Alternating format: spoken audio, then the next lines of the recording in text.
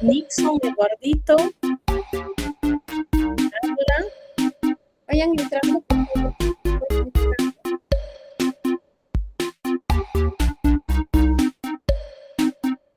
Ojalá también ya está con nosotros.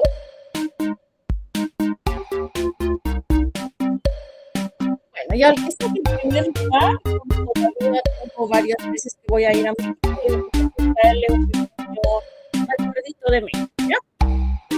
No les puedo decir pero a los conmigo, pero les parece si me estoy una cosa de allá, al primer lugar de esta sesión en web, ¿ya? De este juego. Vamos a ver. Vamos entonces con Keila, Luisa, Carla, Nayeli, Nikita, Mayra, Luz, Karina, Rosel, Ailí, Keili, María, Tomo, Ángela, Teresa, Raúl, Shirley, Karina, Ángel, Karen, Francisco. Bueno, vamos a empezar ya, chicos. Ya no veo que estén incorporando variables. Vamos a empezar.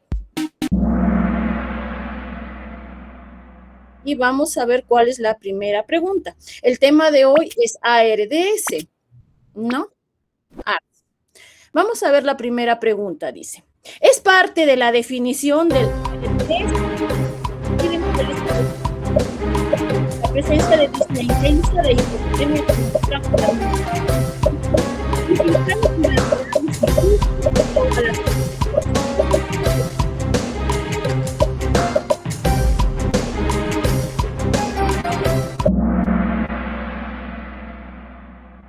Bueno, y 5 personas contestaron correctamente. Bueno, y si hablamos de la definición del síndrome de dificultad respiratoria aguda, o ARDS, bueno, es una característica cardinal la disnea, una disnea incapacitante y creciente, esa es su característica, es su definición.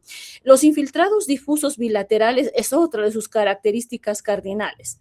Sin embargo, la hipoxemia no mejora con la administración de oxígeno, es por eso que muchos de estos pacientes, por no decirle todos, entran a ventilador mecánico para estrategias de ventilación protectiva. Entonces, es una de las patologías cuya hipoxemia pues no mejora con el oxígeno por todo lo que vamos a ver durante la sesión educativa. Veamos quién quedó en primer lugar, nuestra querida Mayrita, como siempre tan dedicada. Un aplauso para mi Mayrita, que siempre es muy en verdad, muy dedicada a su estudio, tanto en las sesiones educativas desde la práctica como también de la teoría. Muy bien, Mayrita. En segundo lugar está nuestra querida Carlita, con 724 puntos, muy bien. No la conozco, pero también la veo muy activa en las clases. Muy bien. En tercer lugar está Nayeli con 707 puntos. Un aplauso para Nayeli también. En cuarto lugar, nuestro querido Dieguito con 596. Muy bien, Dieguito. Y en quinto lugar, Rosel con 504 puntos. Esos son nuestros ganadores de la primera pregunta. Veamos la siguiente pregunta, ¿ya? Y dice la siguiente pregunta. Son criterios de la ARDS, pero también los criterios el TAFI menor reducido.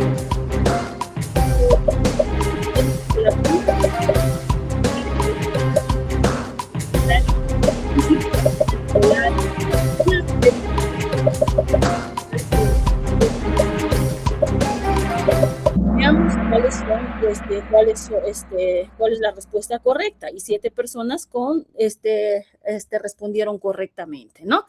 Entonces, una presión capilar pulmonar mayor a en realidad el criterio del Berlín dice que tiene que ser una PCP menos de 18, ¿no? Y bueno, eso sí se tiene que instalar un catéter de Swan-Ganz. Ahora ya nos han hecho más fácil la cosa, y bueno, lo que buscamos es de que no haya disfunción a nivel cardíaco, ¿no? Que su fracción de eyección esté más de 50%, que no haya disfunción de las válvulas, que la aurícula izquierda no esté distendida, que eso nos puede traducir de que hay aumento de la presión capilar. porque veo que en Perú pues no, nadie pone su ANGAMS. Ahí en México sí lo ponemos todos los días para el monitoreo de pacientes, ¿no?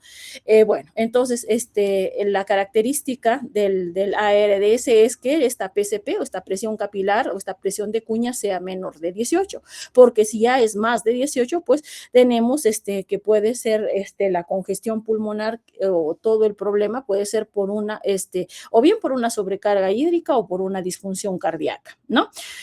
¿Por qué las otras alternativas eran correctas? La PAFI-C menor e igual a 300, van a ver que la ARDS tiene criterios criterios de diagnóstico y dentro de esos está la gasometría menos de 300, que es una lesión aguda que se desarrolla dentro de los 7 días de que se ha producido el insulto, ya sea primario o secundario, que esté en el pulmón o fuera del pulmón. Y los infiltrados alveolares, pues es una característica distintiva. Como nos pedía el excepto, pues acá la respuesta correcta, como bien lo marcaron 7 de sus compañeros, es presión capilar pulmonar 22, ¿no? Entonces, eso era el excepto. Veamos quiénes quedaron en primer lugar. Mayrita, muy bien, sigue en primer lugar. Muy bien, Mayrita. 1,686 puntos para nuestra Mayra. En segundo lugar está Dieguito con 1,282 puntos. Muy bien, Dieguito. En tercer lugar está nuestro querido Francito, que ya también subió a nuestra lista de ganadores. Muy bien, Fran, con 850 puntos. Muy bien. En cuarto lugar también aparece nuestro querido Eduardito con 843 puntos. Muy bien, Edu. Y en quinto lugar, nuestra querida Katia con 753 puntos. Veamos la siguiente pregunta, chicos, ¿ya? ¿Están listos? Ahí les va. Y dice, el ARDS secundario. Nos piden ejemplos de ARDS que se pueden producir en forma secundaria, ¿no? Pueden generar ARDS. Piden el excepto pancreatitis, gran quemado,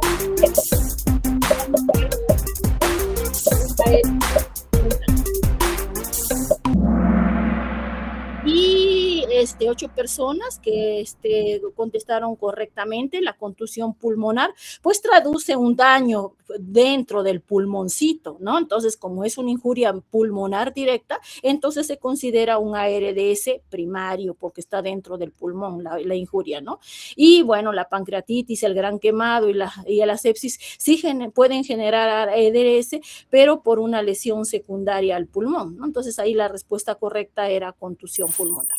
Veamos quién ganó el primer lugar ahora. Todos contestaron correctamente, pero el más rápido fue Dieguito con 2,061 puntos. Muy bien, Dieguito, extraordinario. En segundo lugar, y no se mueve de la lista de ganadores ahí, nuestra querida Mayrita con 1,686 puntos. Muy bien, Mayri. En tercer lugar, Katia con 1,330 puntos. Muy bien, Katicita. En cuarto lugar, nuestra querida Gaby con 1,302 puntos. Muy bien, Gavisita. Y en quinto lugar, nuestra querida Nikita, que ya también subió a nuestra lista de ganadores. Y debe ser, Nikita, que tú eres la hermana de una de mis alumnas más queridas y mis amigas más queridas ahora. Luego conversamos. Vamos a ver la siguiente pregunta. Y dice, la fase proliferativa de 0 a 7 días, la fase proliferativa de la ARDS de 0 a 7 días, es el menos que la ARDS chico, no se vayan a olvidar. Una fase exudativa, una fase proliferativa y una fase y bueno, 6 personas contestaron correctamente. La fase proliferativa va desde los 7 hasta los 21 días. Esto correspondía, este rango, correspondía a la fase exudativa, ¿no? De 0 a 7 días. Muy bien, veamos quién contestó correctamente. Muy bien, Mayrita, sigue estando en primer lugar nuestra querida Mayrita. Creo que ya se va a llevar nuestro recuerdito cuando ya vengamos de México de nuevo. 2,540 puntos para mi querida Mayra, la que la conozco también, Dios, por la bendición de Dios y la que quiero mucho también. Dieguito en segundo lugar con 2,061 puntos. Muy bien, Dieguito. En tercer lugar, nuestra querida Katia con 1,905 puntos. Nuestra querida Nikita en cuarto lugar con 1,806 puntos. Muy bien, Nikita. Y en quinto lugar, Eduardito con 1,794 puntos. Veamos la siguiente pregunta, ya casi nos acercamos al final. Y esta pregunta nos pide las fases del ARDS. ¿Cuáles son las fases del ARDS? Probablemente respirativa, cooperativa, fibrosa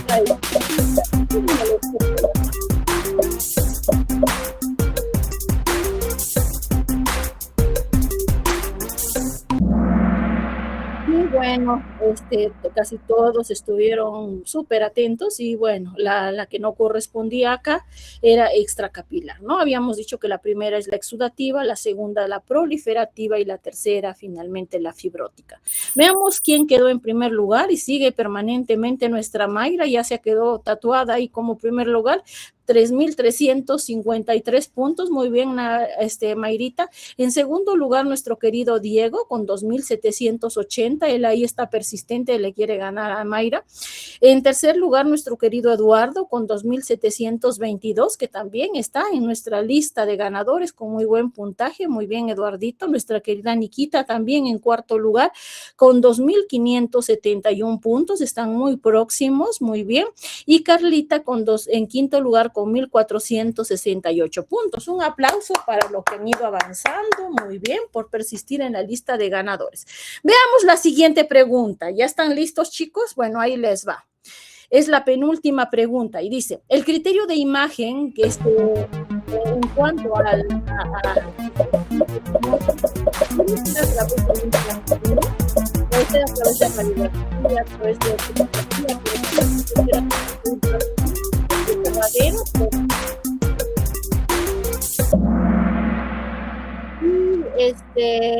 sí, pues 25 personas contestaron correctamente, muy bien, chicos. Sí, a partir de la época de Kigali en el 2016, pues ya no solamente se definía este infiltrado bilateral que sea reconocido a través de una placa o una tomografía, sino que se estableció que sea a través de un ultrasonido. Por eso es que mi grupo de práctica con el que hemos rotado, pues ya han aprendido a diferenciar las líneas A, las líneas B, ¿no? Y el patrón C. No, vamos a ver la siguiente pregunta. Y veamos, Mayra sigue en primer lugar. Dios mío, muy bien, Mayrita, muy bien, extraordinario. 4,102 puntos, muy bien, Mayrita. En segundo lugar, nuestro querido Diego, con 3,689 puntos, muy bien, Dieguito. En tercer lugar, nuestro querido Eduardo, con 3,673, muy buen puntaje, Eduardito. Nikita también nos acompaña en la lista de ganadores con 3,365, está ahí permanentemente en la lista de ganadores. Y Carlita también en la lista de ganadores permanentemente con 3,342 puntos. Y esta es la pregunta que ya define al ganador, ¿ya? Entonces vamos a verla. Y dice, son parte de los preceptos de ventilación protectiva.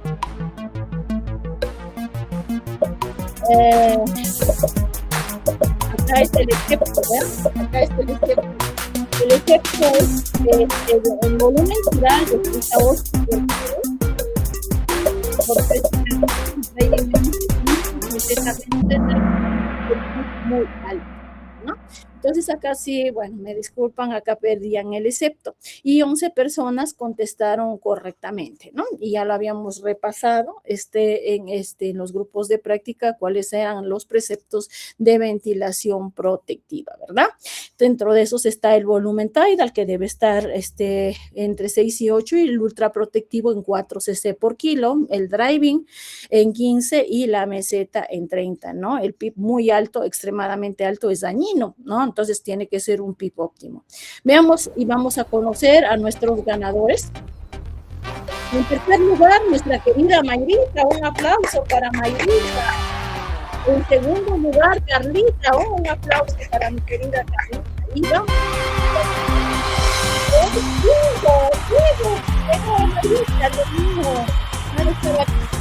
Por ahí aparece nuestra querida Nikita también y Eduardo. Muchas gracias, chicos. Entonces voy a capturar el premio de la noche de los pasos aquí. Voy a ver qué le traigo de México esta vez. ¿Ya? Gracias chicos por haber participado. Y vamos a pasar a otra parte de nuestra sesión educativa. ¿Qué les parece? Ya. ¿Siguen viendo mi pantalla? Por favor, ¿me confirman, chicos? Hola. Sí, Sí se ve, doctora, sí se doctora. nota. Ya, muchas gracias. Bueno, entonces, como ya lo han visto en el juego y como ya hemos estado, comente y comente muchas cosas, pero vamos a reforzar otras cositas más, ¿ya? Entonces, el tema de hoy es ARDS, ¿no? Ay, y bueno, esto ya lo pasamos. Entonces, este término, es digamos, las siglas, ¿no? Pero esta enfermedad ha tenido diferentes denominaciones en cómo ha ido transcurriendo la historia de la humanidad. Inició como un síndrome de dificultad respiratoria aguda, luego le pusieron síndrome de distrés respiratorio agudo, luego síndrome de distrés respiratorio del adulto, pero se dieron cuenta que no solamente al adulto, sino al niño. Entonces ya se quedaron con este último término que ven acá, síndrome de insuficiencia respiratoria aguda. ¿Ya? O síndrome de distrés respiratorio agudo, que sus siglas en inglés, bueno, ahí está en español y en inglés, ¿no? SDRA o ARDS. En cuanto a la definición, esta patología se caracteriza por estas piedras cardinales, como ya lo hemos ido comentando durante el juego educativo. La disnea, que no es una disnea cualquiera que le deja caminar hacia el paciente, es una disnea severa, es una disnea intensa, ¿no?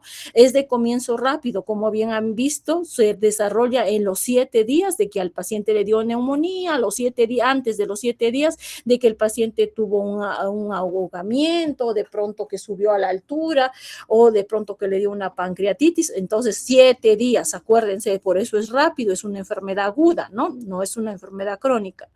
Y una de sus características cardinales también, no solamente es la disnea intensa, el comienzo agudo, sino que se presenta una hipoxemia que es de difícil manejo y que no responde a la administración de oxígeno, por eso se dice una hipoxemia refractaria.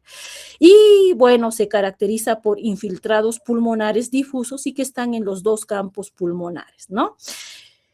Que todos estos hallazgos de la disnea, de la hipoxemia, de los infiltrados, termina por generar una franca insuficiencia respiratoria y el paciente debe entrar a ventilación mecánica y en forma temprana para evitar más secuelas en nuestro paciente. ¿Ya?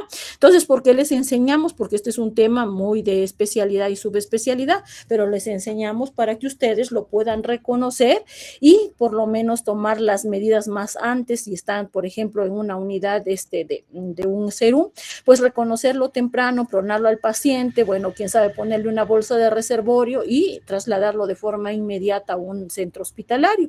Y si ya están en un hospital, pues intubarlo y ponerlo en pronación y todo lo que vamos a ver ahora, ¿ya? Y ya luego es manejo de la terapia intensiva. ¿Ya? Entonces es una lesión difusa, como ven, va a comprometer en forma difusa a los 2 pulmones. ¿Por qué le dice que es difusa? Porque no es una enfermedad localizada, como una neumonía, que como lo veíamos con el grupo de práctica, mientras más localizado, pues tenía más puntaje y era más sensible de que sea neumonía. En este caso es una enfermedad difusa, ¿no? Y se puede generar por trastornos médicos, por ejemplo, después de una pancreatitis, después de un infarto de miocardio, pero también después de procesos quirúrgicos, como por ejemplo después de una bomba, ¿no? Después de una cirugía cardíaca. El paciente puede entrar en un ARDS, ¿ya? Es una lesión pulmonar y dentro de esto se clasifica en ARDS primario y secundario. Primario cuando la lesión está dentro del pulmón. Le dio una neumonía y después puede generarse un ARDS, sí. Se golpeó el pulmón, tiene una contusión pulmonar y puede generarse en forma directa un ARDS. Pero después de una quemadura, una gran quemadura, de pronto después de un ahogamiento, después de un de un infarto de miocardio, después de una intoxicación severa, pues también puede generarse un ARDS en forma secundaria, ¿ya? Ahora, hay algo que quieren que recordar, que el 10% de las personas que ya están dentro de una UCI ya tienen una insuficiencia respiratoria y de este 10%, 20% ya tienen síndrome de dificultad respiratoria. Entonces, no es una entidad muy rara, ¿no? Es una entidad bastante frecuente. Y bueno, esto es lo que hemos ido comentando en el CAJU y bueno, lo vamos a retomar. En cuanto al mecanismo de producción de la lesión, si es una lesión pulmonar directa, por ejemplo, después de una neumonía, esto se llama ARDS primario. Y si está fuera del pulmón, se llama ARDS secundario. Ya nos hemos cansado de mencionarlo. Después de una sepsis puede ocurrir un ARDS. Después de una pancreatitis, de una gran quemadura, un gran quemado, un traumatismo grave, después de múltiples transfusiones, ¿eso qué se llama? ¿Se acuerdan que se llama la lesión que se genera después de múltiples transfusiones? Se llama TRALI, ¿no? Entonces, después de un TRALI o después de un TACO se puede generar un ARDS, ¿no? Sobredosis de fármacos también es un ejemplo de ARDS secundario. Y dentro de los primarios, después de una neumonía, después de un ahogamiento, ¿no? El paciente estuvo buceando y, bueno, lo sacaron con falla respiratoria, probablemente se paciente tenga un ARDS, pero de tipo primario, porque se ha generado una lesión directa en el pulmón. Después de una contusión pulmonar también, el paciente de pronto se golpeó el pulmón durante un traumatismo y, bueno, se injurió directamente el pulmón, ¿no? Después de una inhalación de tóxicos, por ejemplo, una intoxicación por CO2, ¿no? Saben que los pacientes que están en lugares donde hay una quemadura, pues mueren por intoxicación por CO2, no tanto por las quemaduras, ¿no? La broncoaspiración, ya hemos hablado mucho del protocolo de neumonía cero y dentro de esto pues está evitar la broncoaspiración del contenido gástrico, que también va a generar una lesión primaria en el pulmón. Y los criterios de diagnóstico que tienen que acordarse, chicos, acuérdense bien, por favor. Tenemos como criterios, tenemos un criterio gasométrico y eso está determinado por la PAFI, ¿no? Entonces, a ver, ¿a quién le decimos? A ver, que nos recuerde cómo se saque a la PAFI, porque si no estoy que hablo y hablo y no sé si me están escuchando. A ver, Nikita, cuéntanos cómo se saca a la PAFI. Hola, Nikita, ¿estás todavía con nosotros? Sí, doctora, buenas noches. Hola, Nikita. Es mediante el AGA. Ahí. ¿Ya? ¿Qué dividimos, qué vemos en la gasometría? Cuéntanos, Nikita.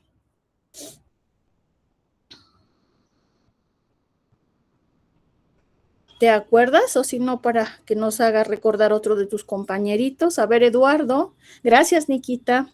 Pero como... disculpa. La presión arterial del oxígeno sobre la fracción inspirada de oxígeno. Ajá, ¿cuánto de suministro le estamos dando al paciente? Un aplauso para nuestra querida Nikita, muy bien. Entonces, de la gasometría vamos a ver la presión de oxígeno y vamos a dividirlo entre, como ya nos dijo, la fracción inspirada de oxígeno, o sea, cuánto oxígeno le estoy dando, si le estoy dando 1 litro, 2 litros, 3 litros o cuánto le estoy dando, ¿verdad? Y bueno, de hacer esa división, pues me va a salir la PAFI, ¿no? Entonces, bueno, ¿cuánto tiene que estar menos de cuánto es el PAFI normal, Eduardo? Eduardo, hola, ¿estás con nosotros, Eduardo? Doctora, buenas noches. Buenas noches, Eduardito. Cuéntanos cuánto tiene que estar el valor de la PAFI para que digamos que no estamos en ARDS. ¿La PAFI, doctora? A ver. Más de 250, creo, doctora. Ya, gracias, Eduardito. A ver qué nos dice Mayrita. Mayra, ¿estás por ahí? ¿Tiene que estar más de cuánto la PAFI para decir que está normal? Doctora, buenas noches. Para decir que está normal tendría que ser más de 300. Muy bien, ahí está nuestra Mayrita también, tan linda, tan colaboradora, tan participativa. Muy bien, gracias, Mayrita. Más de 300, ¿verdad? Gracias, que Mayrita también es una de las grandes personas que Dios me dio la oportunidad de conocer. Muchas gracias, Mayrita. Vamos entonces a seguir, ¿ya? Entonces, ¿por dónde andábamos? Ya lo perdí mi presentación, les cuento, mentira. Ya, entonces por acá estábamos. Entonces, lo que tienen que acordarse son cosas muy sencillas, chicos, no memorizar tanta cosa porque su cerebro no va a poder con tanta cosa, ¿no? Y al final se van a acordar de muy pocas cosas, ¿ya? Entonces, vamos a acordarnos de esta definición de Berlín y de ahí, cuando ya lo hayan memorizado, va a salir muy fácil lo que es Kigali y lo que es el nuevo modelo o la nueva definición de ARDS. Pero lo principal, lo cardinal, porque está vinculado con la fisiopatología, es Berlín, que es lo que estoy mostrándoles acá, ¿ya? Entonces, mire, vamos a tener como parte de este criterio de diagnóstico de ARDS, como nos dijeron sus compañeros, vamos a ir a sacarle la gasometría principalmente al paciente. Y si no tenemos gasometría, ¿qué podríamos usar, Coli? Si no hay gasometría, estás en Chichir, digamos, haciendo tu serum, ¿qué le puedes hacer al paciente para saber si está en ARDS? Coli, ¿estás con nosotros? Hola. Ya se fue a otra sala, creo, mi Coli. Hola.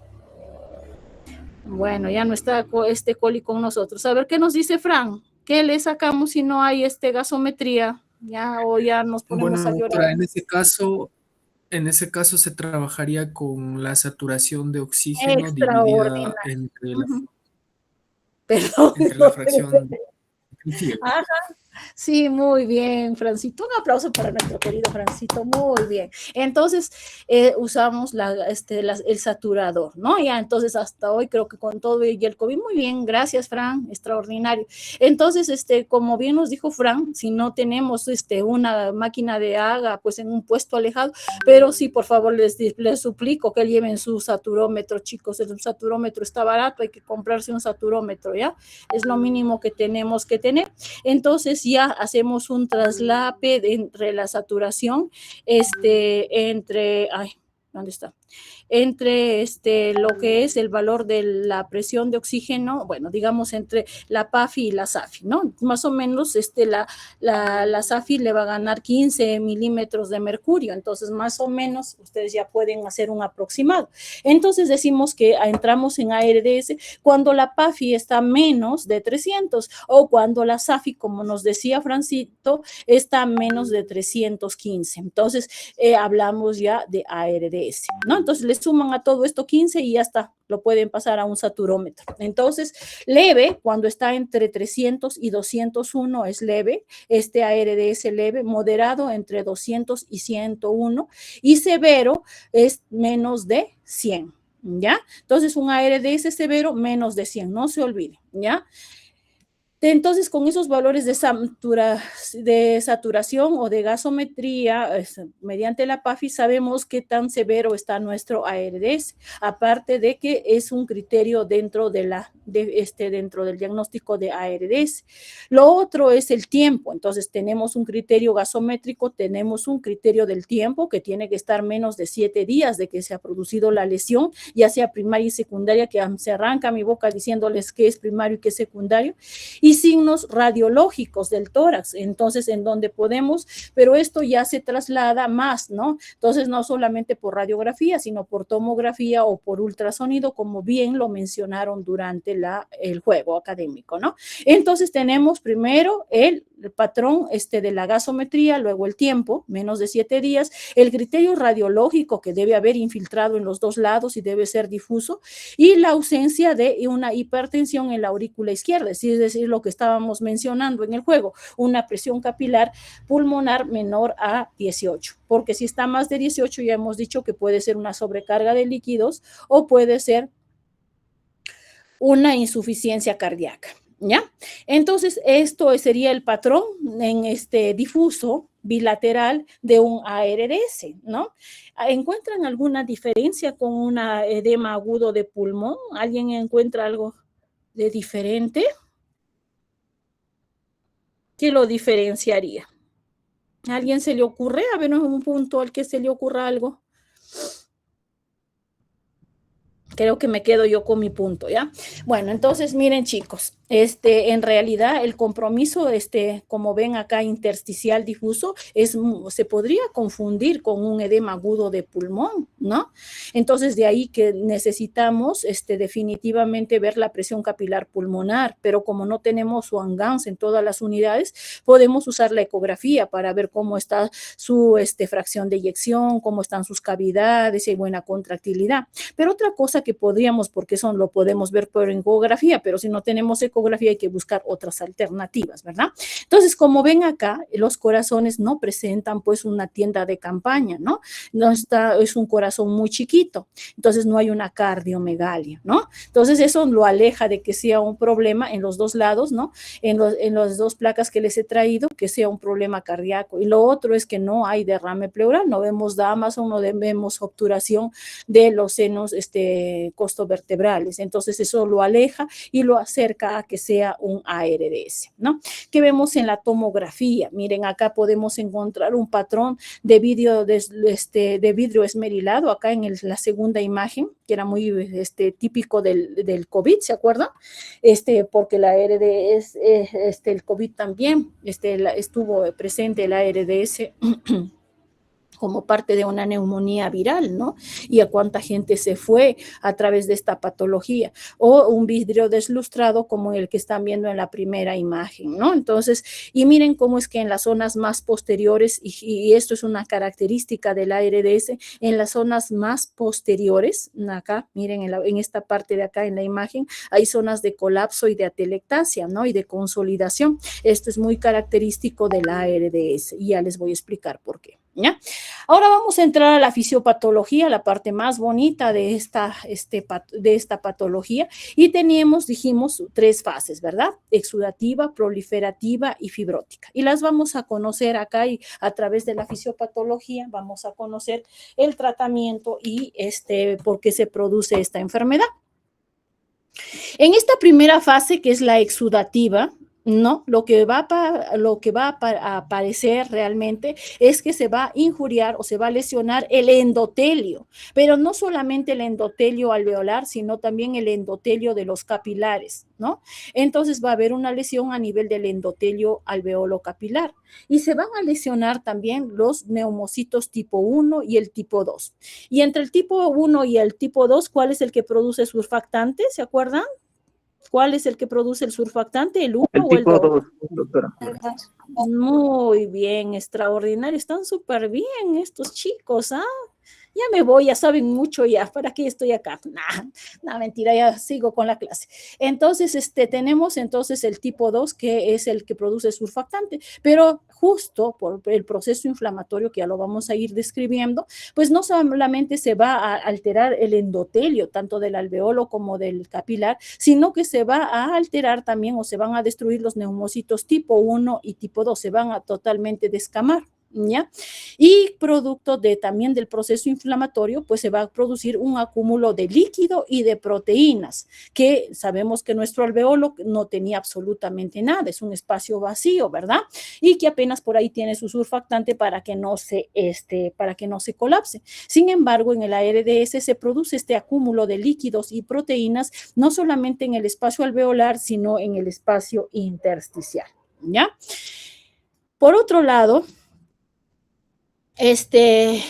como parte del proceso inflamatorio van a ver que los macrófagos van a liberar sus mediadores y van a generar una gran liberación, y esto es lo que siempre preguntan en los exámenes, por ejemplo, de subespecialidad. ¿Cuál es el mediador principal del ARDS? Y les cuento que es la interleuquina, el más representativo. Existe la interleuquina 1, 6 y 8, pero el más representativo es la interleuquina 1, como el factor de necrosis tumoral alfa. Y estos son los que van a desencadenar todo el daño alveolar que vamos a ver posteriormente, ¿no? Entonces se va a liberar estos citoquinas, la interleuquina 1, el factor de necrosis tumoral y los leucotrienos. Y estos van a su vez, van a atraer células blancas que normalmente están en el torrente sanguíneo y lo van a hacer que se desplace hacia, ahorita lo van a ver ya en el esquema que les he preparado, hacia el alveolo, ¿no? Y estos neutrófilos pues van a liberar más mediadores radicales libres que los vamos a ver posteriormente, ¿no? Y producto de que estas proteínas ya están dentro del espacio alveolar, ¿no? Y que ya no hay surfactante porque ya lo destrozaron a nuestros pobres neumocitos tipo 2, ¿no? Entonces, y aquí hay células muertas, a eso se forman como hilos, como unos pequeños hilos entrelazados, y a eso se llama membrana hialina, que es muy característica de esta patología. Pero no solamente se produce una lesión a nivel del endotelio y se forman membranas hialinas, sino que también el proceso inflamatorio va a lesionar a la membrana basal de los capilares alveolares, ¿no? Los que están alrededor de los alveolos, y van a producir microtrombos. Entonces, no solamente se va a alterar la oxigenación por el exudado que está dentro del alveolo, sino por la microtrombosis a nivel de los vasos, ¿no? Entonces, aparte de eso, ya todo este componente inflamatorio se va a depositar, como ven acá en este cuadrito, se van a ir por gravedad hacia las bases. Por eso es que en el ARDS generalmente las partes basales y posteriores son las más comprometidas, ¿no? Entonces van a generarse áreas no solamente de consolidación, sino que se colapsan y generan a zonas de atelectasia. Y estas zonas atelectasiadas, pues obviamente, como ven acá, van a reducir la capacidad de distenderse del pulmón. Entonces, por más que alimentamos volumen, pues el pulmón está rígido, no se puede distender. Y esto finalmente termina creando un SHAM pulmonar. ¿Se acuerdan de la primera clase que vimos todas las relaciones ventilación-perfusión? Y bueno, el SHAM, así como en la neumonía, también en el ARDS, pues hay un componente inflamatorio dentro del alveolo que no permite una adecuada ventilación y un adecuado intercambio de oxígeno. Y finalmente todo esto se traduce en lo que ustedes habían mencionado, en cuando le sacan la gasometría al paciente, pues se encuentra una hipoxemia franca, ¿no? Que pese a que le ponen hasta FIO 100%, pues no mejora, y por favor no le pongan porque más lo dañan al paciente. Entonces, ya sabemos que esta fase exudativa va desde los 0 hasta los 7 días, acuérdense bien, de 0 a 7 días. Y a partir de todo, mientras todos los macrófagos van generando sus citoquinas, se produce todo este proceso inflamatorio que les había mencionado, a las 12 a 36 horas ya empieza a verse cambios en el paciente de esta lesión inicial. ¿Y qué es lo que empieza a sentir nuestro paciente? Empieza a sentir la sensación de falta de aire, empieza, para compensar esta falta de aire, a respirar más rápido, entonces aparece taquipnia. Y como que trata de respirar el pobrecito, aparece fatiga muscular, ¿no? Y finalmente ya no solamente está hipoxémico, sino que el CO2 se ha elevado y entonces aparece hipercapnia, ¿no? Y entra el paciente en una insuficiencia respiratoria de tipo 1, hipoxémica, y de tipo 2, hipercápnica, que es la más terrible, es la mixta, ¿no? Entonces, no existe un laboratorio que te diga este paciente está en ARDS, ¿no? El laboratorio va a estar muy dirigido a cuál fue la causa que lo llevó, ¿no? Quién sabe si fue una neumonía, pues le tendremos que pedir, quién sabe, a nuestro paciente un cultivo de secreción bronquial, un lavado broncoalveolar. Si es una pancreatitis, habrá que pedirle la tomografía para ver si hay más compromiso y, bueno, desfocalizarlo para que empiece a mejorar el ARDS. Lo que es cierto es de que en la placa radiográfica lo que vamos a ver es que, como ya les dije, por gravedad, las 3/4 partes inferiores de nuestros pulmones van a estar severamente comprometidos. Y cuando el ARDS es tan severo como la placa que estamos viendo ahorita, es tan severo, ya no respeta las partes superiores, sino que todo está comprometido, ¿no?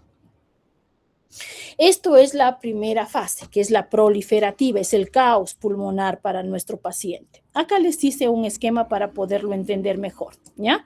Este lado del gráfico es esta mitad que están viendo ustedes acá, es la parte sana, cuando no hay ARDS, cuando están como ustedes, felizmente sanitos, ¿no? Entonces, ¿qué es lo que vemos? Vemos una membrana basal totalmente continua, que es esta línea negra, ¿verdad? Y vemos que en esta membrana basal está sostenido el epitelio, que está totalmente limpio, miren, ¿sí? El epitelio bronquial. Y dentro del alveolo, su epitelio está determinado por los neumocitos tipo 1, que son estas células alargadas, y las células cuboideas, siempre acuérdense que son los neumocitos tipo 2, que como bien lo mencionaron, producen el surfactante, que es esa película que evita de que el alveolo se colapse, ¿no? Y existe uno que otro por ahí, macrófago alveolar, que cualquier microorganismo que ingrese, pues lo va a eliminar para que el paciente siga, para que la persona siga sana, ¿no? Del otro lado, de la parte vascular, como vemos acá, está un vaso sanguíneo, y el vaso sanguíneo también tiene su membrana basal y tiene su endotelio vascular y circula libremente por la sangre tanto los glóbulos rojos, los glóbulos blancos y acá las plaquetas, ¿no? Esta es la parte normal, es la parte que no quisiéramos nunca que dejar de tener, ¿no? Pero vamos a ver qué es lo que se presenta en el ARDS. Y acá tenemos la fase exudativa, ¿ya? Entonces, bueno, la fase exudativa es esta media parte de acá. Como ven, bueno, las bacterias, en el caso de neumonía bacteriana, en el caso del coronavirus, por ejemplo, los virus, los hongos, un trauma o, por ejemplo, el contenido gástrico cuando hay vómitos exagerados y broncoaspiración, o la pancreatitis o la quemadura en el caso de lesiones secundarias, todas estas injurias van a generar que toda esta arquitectura normal pues se transforme, ¿no? Entonces, esta injuria va a activar a nuestros macrófagos alveolares, ¿no? Y estos macrófagos van a producir en forma reactiva, digamos, a esta injuria, lo que les había mencionado, las interleuquinas 1, 6, 8, el factor de necrosis tumoral y el CCL2, ¿no?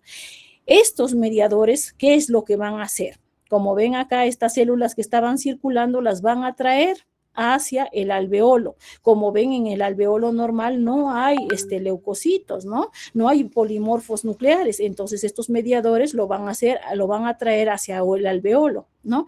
Y estos neutrófilos van a generar leucotrienos, proteasas y radicales libres. ¿Y para qué se van estos mediadores? Estos mediadores van a generar pues una descamación total, como ven acá, del epitelio bronquial, y no solamente del bronquio, sino también del alveolo. Van a producir injuria de los neumocitos tipo 1 y de los neumocitos tipo 2, ¿no?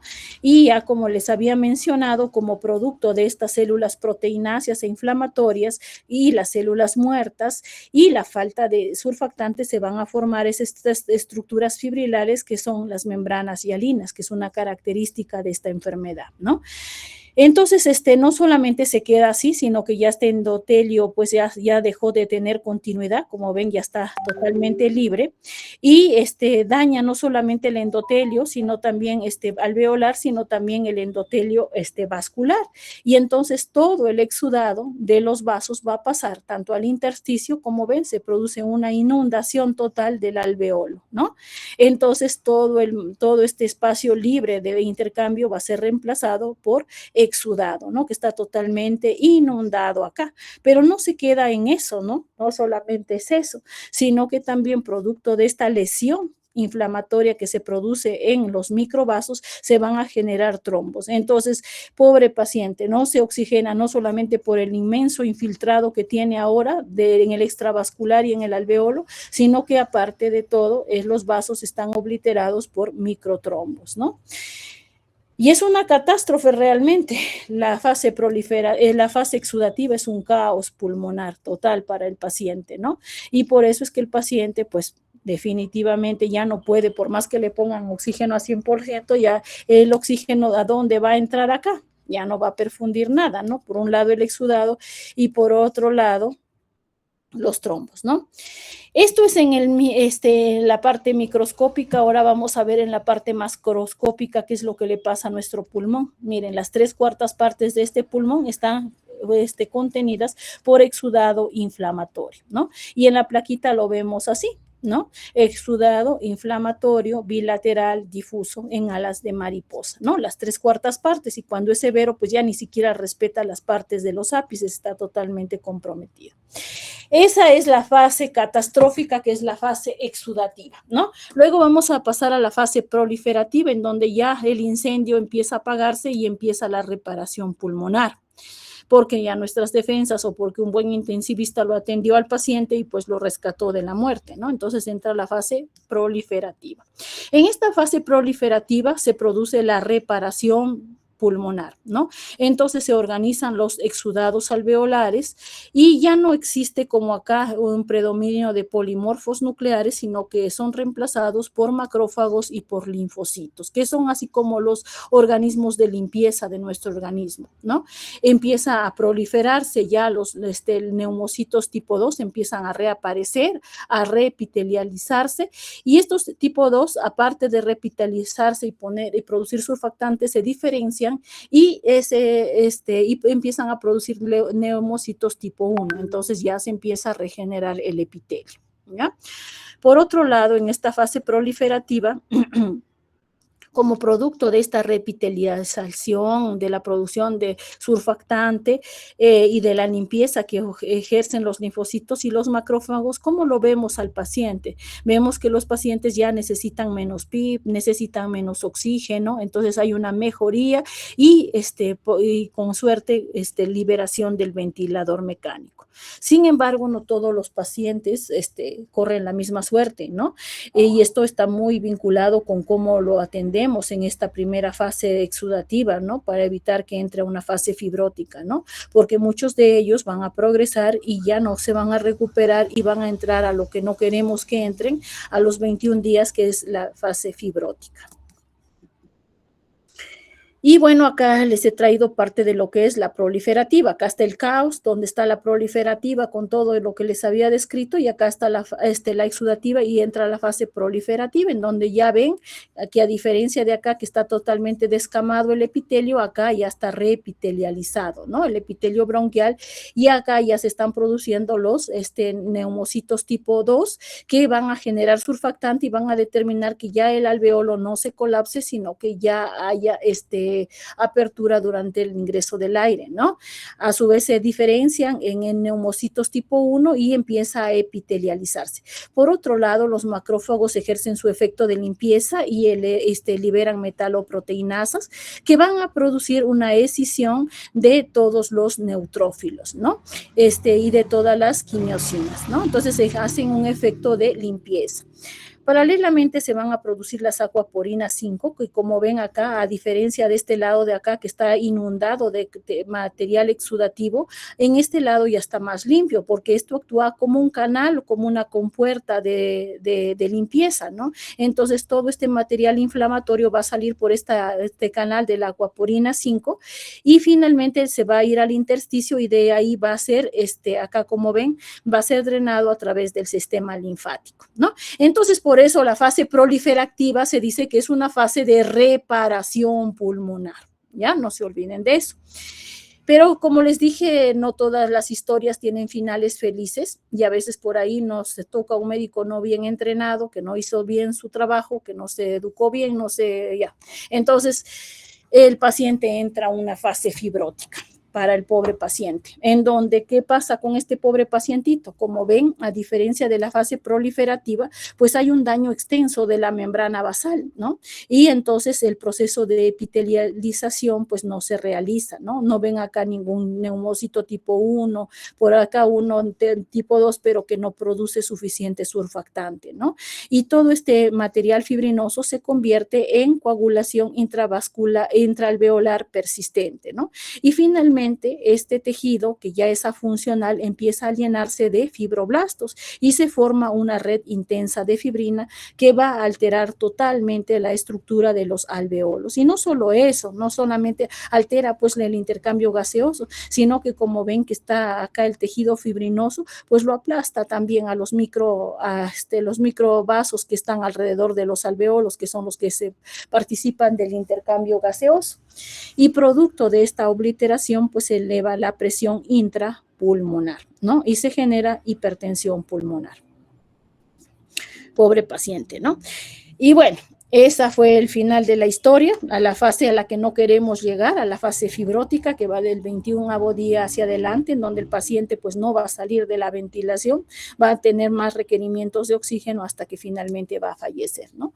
Y bueno, dentro de los mecanismos fisiopatológicos, el principal, acuérdense, es el shunt sanguíneo, ¿no? Entonces se produce un efecto de shunt o de cortocircuito y esto está explicado, ¿por qué? Porque el alveolo durante el episodio sobre todo en la fase exudativa de la ARDS, pues hay bastante material fibrinoide dentro del alveolo, ¿no? Y entonces entra el oxígeno, pero como ven, por esta densa red de exudado, pues no puede difundir al alveolo, ¿no? Al vaso. Y por otro lado, se forman también trombos dentro del vasito, de tal manera que, ahí esto lo voy a subir más acá, cada vez más el paciente está con más concentración de CO2 y dicen a veces, pero ¿qué pasa con el paciente? Ya estuvo con 45, ahora lo tengo con 60, ahora lo tengo con 80 de CO2 y a la par el oxígeno también disminuye, ¿no? Entonces se genera pues una disminución de la presión arterial de oxígeno y también un aumento de la gradiente alveolo pulmonar, ¿no? Y habíamos hablado de que una de las características de esta patología era la hipoxemia refractaria, ¿no? Normalmente este es un alveolo normal en donde el oxígeno entra y se perfunde y se va a los vasos y se hace el intercambio gaseoso, pero ya habíamos visto que por el exudado intenso que tiene el alveolo, pues por más oxígeno que le pongamos, pues no puede difundir hacia los vasos sanguíneos y peor aún, hemos visto que por la lesión endotelial se van a formar microtrombos dentro de los vasos sanguíneos y va a imposibilitar que ese poco oxígeno que podría tratar de difundir, pues tampoco llegue por el proceso de la trombosis a nivel de los vasos, ¿no? Y eso fue lo que pasó en el COVID, ¿se acordaban, chicos, de los coágulos que sacaban en Japón y lo que hizo que cambie la historia de la ARDS, pues la administración de enoxaparina y de dexametasona, ¿no? Bueno, manifestaciones clínicas, ¿no? ¿Qué es lo que vamos a encontrar en nuestro pacientito? Toda esta fisiopatología, ¿cómo se traduce en nuestro paciente? Lo vamos a encontrar con una disnea, pero verdaderamente severa. Para tratar de compensar este hambre de oxígeno, el organismo de nuestro pobre paciente empieza a respirar más rápido, entonces hay taquimia. Como no se logra controlar, pues empieza a latir más rápido el corazón, entonces está para tratar de compensar esta falta de oxígeno, ¿no? Se genera diaforesis, ¿no? Se genera ya por la retención de CO2, confusión, ¿no? Entonces sigue el organismo tratando de compensar y empieza a haber el aleteo nasal para tratar de ingresar más oxígeno, empieza a haber tiraje intercostal, empieza a haber, no hay ninguna compensación y empieza a aparecer ya cianosis en nuestro paciente a nivel perioral, a nivel de las uñas y cómo vamos a evidenciar este compromiso bilateral a través de la auscultación por la presencia de crepitantes, ¿no? Como bien lo mencionaron sus compañeros, haciéndole la gasometría, lo que primero que nos vamos a dar cuenta es que hay una franca hipoxemia. Generalmente esta presión de oxígeno es la que nos va a determinar, junto con la PAFI, la severidad en la que se encuentra nuestro paciente. El gradiente alveolo arterial está súper elevado, pues, ¿no? Al inicio, por este proceso de compensación, pues se va a barrer el CO2, por lo que está ventilando varias veces, y en forma repetida. Entonces él por este barrido de CO2 va a tener alcalosis, pero va a haber un momento en donde se agota el paciente y va a haber ya hipoventilación, va a aumentar las concentraciones de CO2 y va a disminuir el pH y va a entrar en acidosis respiratoria. Y esto es un signo ominoso que este paciente va a ir muy mal, ¿no? Entonces, es de mal pronóstico encontrar acidosis respiratoria. Y bueno, también puede haber acidosis metabólica dependiendo de la patología que lo llevó a la ARDS.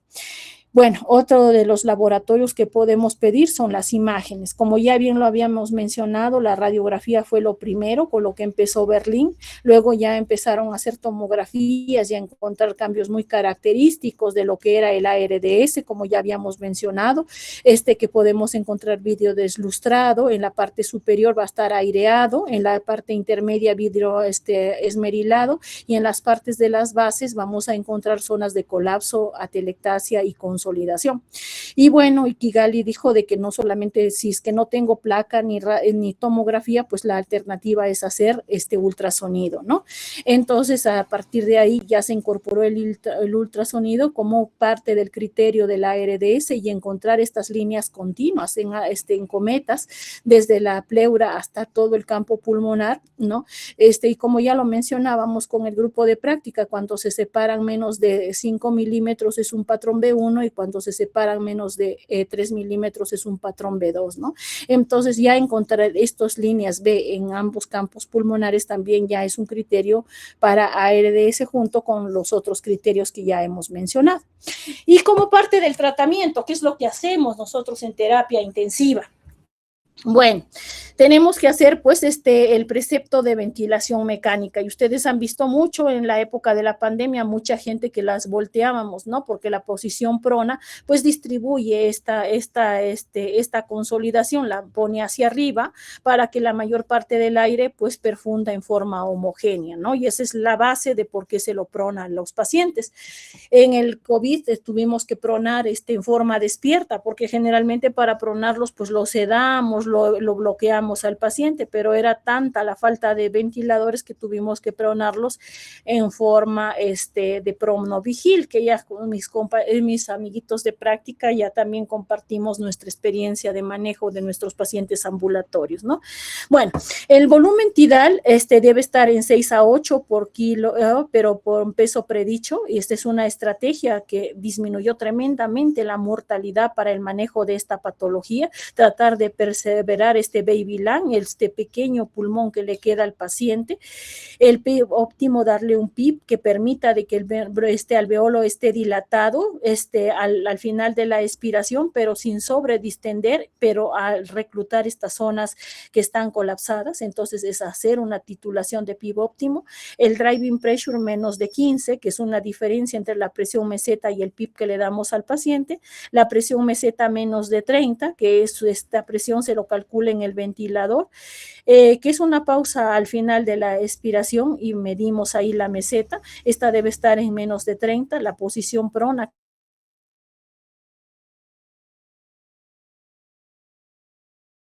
también es parte de la estrategia de protección, el bloqueo neuromuscular, ¿no? Entonces, se hizo el estudio de Proceba con cisatracurio, pero bueno, en nuestro país no tenemos mucho y lo usamos el becuronio, ¿no?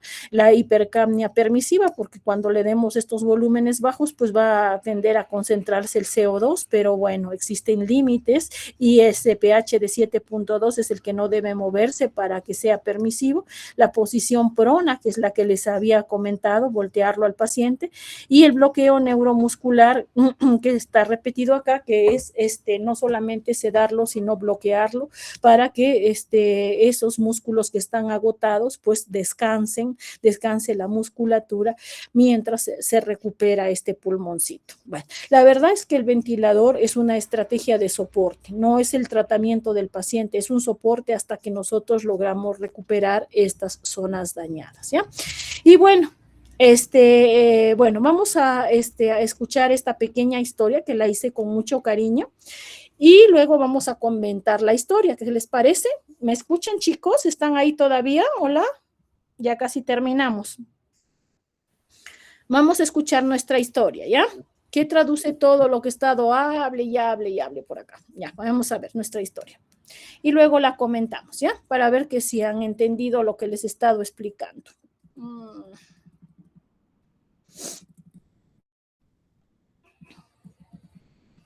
Vamos a escuchar nuestra pequeña historia. Si es que se logra reproducir. El gran diluvio del alveolo, una guía de supervivencia. Bienvenidos a la ciudad pulmonar, donde Spyro, un pequeño y optimista alveolo, trabaja día y noche intercambiando gases. Todo era paz hasta que un evento catastrófico en el cuerpo de Beto desató una tormenta de citoquinas. De repente, Spyro se encontró en medio del síndrome de dificultad respiratoria aguda, SDRA, una respuesta inflamatoria sistémica que amenaza con inundar su hogar. Doctora, Eliana llega a la escena con su cronómetro. El tiempo es oro en el SDRA, exclama.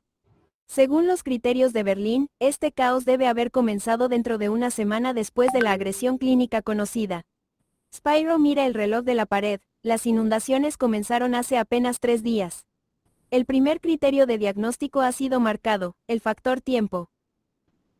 En el exterior, Beto lucha por cada aliento. Doctora, Eliana observa los signos clásicos de la batalla, disnea severa y taquipnea. Beto respira rápido, intentando compensar el espacio que Spyro ya no puede usar. Tus pulmones están rígidos, Spyro, dice la doctora. Eliana, mientras ajusta su estetoscopio para escuchar el esfuerzo desesperado de la ciudad pulmonar. Para ver el daño, doctora. Eliana solicita una radiografía de tórax. Al revelar la imagen, Spyro se horroriza.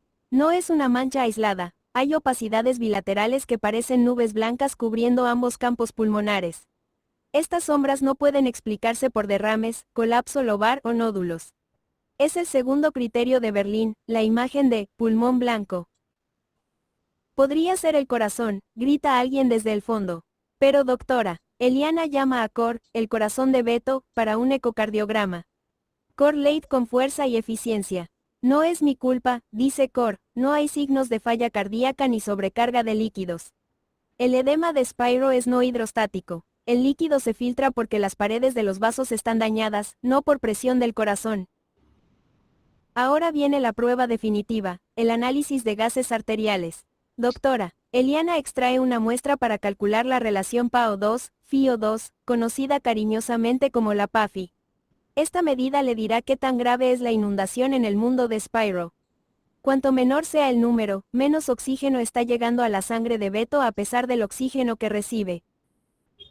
Doctora, Eliana clasifica el estado de Spyro usando los niveles de oxigenación. Si la PAFI está entre 200 y 300, es leve. Si cae entre 100 y 200, es moderado. Pero si es menor de 100, la situación es grave. Spyro mira el monitor y ve un 85. Estamos en territorio grave, susurra la doctora. Eliana con determinación, preparándose para la intervención. Entra en escena Venti, el ventilador mecánico. Pero doctora, Eliana le da instrucciones estrictas, ventilación protectora. No deben inflar a Spyro demasiado. Usarán volúmenes bajos, unos 6 mililitros por kilo de peso ideal, para evitar el daño por estiramiento. Spyro se siente aliviado al notar que Venti no lo fuerza a expandirse hasta romperse. Necesitamos PIP, ordena la doctora. Eliana, Venti aplica una presión positiva al final de la expiración. Esta presión constante actúa como un puntal, manteniendo a Spyro abierto incluso cuando exhala, evitando que se colapse y se pegue debido al líquido. Con el PIP adecuado, Spyro puede seguir intercambiando oxígeno sin cerrarse por completo. Finalmente, llega el momento de la gran maniobra, la posición prono. Doctora, Eliana y su equipo giran a Beto para que quede boca abajo. Esto redistribuye el líquido y permite que las áreas de los pulmones que estaban aplastadas se abran de nuevo. Spyro siente que el peso se levanta. Con paciencia y ciencia, la tormenta del SDRA comienza a ceder. Listo, chicos. Espero que la historia les haya aclarado un poco más de lo que yo les he aclarado, ¿no? A ver, ¿qué nos dice ¿Qué nos dice Karina? ¿Qué has entendido de la historia, Karina? ¿Qué se te ha quedado? Cuéntanos. Hola, Cari, ¿estás con nosotros? Buenas noches, doctora. Sí, justamente de manera resumida, la parte del síndrome de dificultad respiratoria, de que cómo empezó la gran tormenta de citocinas a empezar a dañar la membrana alveolo capilar y dificultó el adecuado intercambio de gases. Entonces, y también nos mostró los criterios de Berlín al ver el pulmón blanco, al ver la disnea, y cuál fue el mejor manejo, ¿no? Administrándole un volumen tidal de 6 mililitros para no dañarlo, así como una presión, un PEP adecuado a final de la expiración para evitar que el albolo no colapse ni tampoco se sobredistienda. No, tan linda mi Cari, como siempre. Muy bien, un aplauso para Karina, que estuvo muy atenta y que nos volvió a explicar la clase. Muy bien, gracias, Cari. Y bueno, les voy a pedir, espérense, todavía no termino. Gracias, Karinita, extraordinario, muy bien, como siempre. Ya, espérense, todavía faltaba mostrarles algunas cositas, y ya no, casi terminamos, chicos, un segundo nomás, ya. ¿Están viendo mi pantalla? ¿Me confirman, por favor? Sí, Hola. nota, doctora. Muchas gracias, Francito, muchísimas gracias. Ya vimos esta parte. Ya. Y bueno, les quería compartir uno de los últimos pacientes que hemos atendido, y por ahí lo visitamos con nuestro grupo de práctica, a nuestro muy querido, ¿qué se llamaba? ¿Se acuerdan el niñito? Nuestro querido Yaircito, ¿no? Entonces, y justo va a ser nuestro caso clínico, un paciente con asma fatal y que hizo un ARDS severo, y como lo ven ahí totalmente recuperadito. Esto fue parte de nuestra sesión del día, bueno, de nuestra anterior sesión. Y bueno, agradecerles por ser tan geniales, chicos. En verdad, muchas gracias por su tiempo y por haber participado de la sesión educativa. Muchas gracias, infinitas gracias. Espero que hayan aprendido algo de todo lo que hemos mencionado, y bueno, ya les comparto las diapositivas para que lo que ha quedado todavía pendiente, pues con leerlo, quién sabe, se aclare un poquito más, ¿ya? Bueno, ya saben, nuestra última foto, por favor, con los que puedan abrir su camarita. Muchas gracias por los corazones, mil gracias, la verdad.